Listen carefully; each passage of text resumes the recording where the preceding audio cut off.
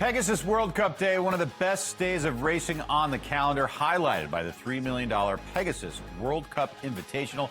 It is coming up this Saturday at Gulfstream Park. Yep, and that is race number 13 on the 13-race program, but there's a lot that leads up to it, including the $1 million Pegasus World Cup Turf. That's an invitational as well. That's the race before race number 12, and a deep field lined up there. Goes postward about 4:50 p.m. Eastern time. So let's talk about that turf race. Also an invitational, some big names in there, and you also have some of the same trends. You have Grade 1 winners, you have horses coming in from the Breeders' Cup, trying to get that Grade 1 victory in early 2026. Let's take a look at this field. Program trading, the 5-2 morning line favorite, not surprising for Chad Brown.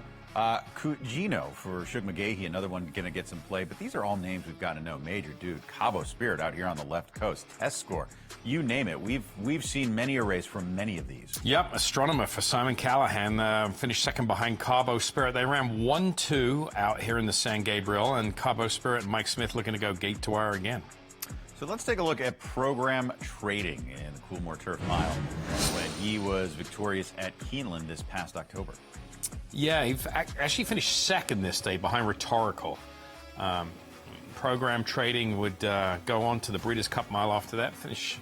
Split the field that day, but the second place finish here behind Rhetorical, just finishing in front of Brilliant Birdie. Not a bad effort. Prior to that, he was second in the Bernard Baruch.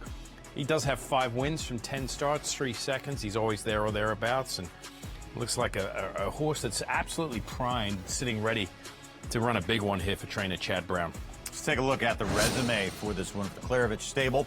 3-time Grade 1 winner. He never run over that turf course at Gulfstream, however, and he was the post-time favorite in half of his lifetime starts. Yeah, I mean, he's competed in pretty much... He went from a win in a maiden special weight race to a win in an allowance race in start number 2.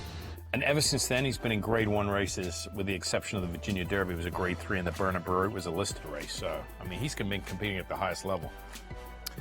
5-2 on program trading, according to the morning line. The morning line's second choice is Cugino. We saw this horse second in the Fort Lauderdale last time out. Beach Gold also in there. They both finished behind Wolfie's Dynagos, but that ended a 2-race win streak for the 5-year-old, as he had won the Red Bank and then the Red Smith.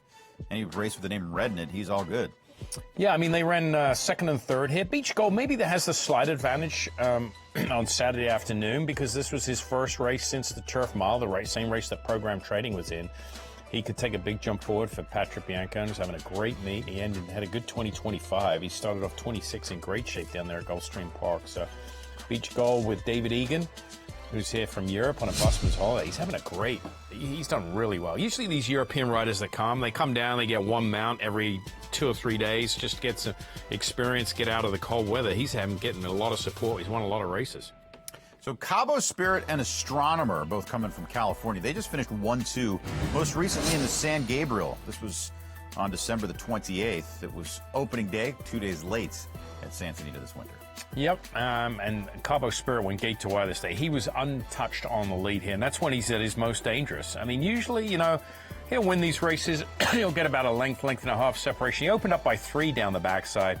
Mike Smith did a great job slowing him down, and Georgie P. beating his old buddy Simon Callahan there. They were 1-2 there, and they're going to fly halfway across, well, all the way across the country to match up again. And that is a look at your Pegasus World Cup Turf Invitational. It's the second to last race on World Cup Day. And we have all these talented colleagues of ours on site. Christina, Matt, Larry, Andy, Caden, Anthony, and Joe.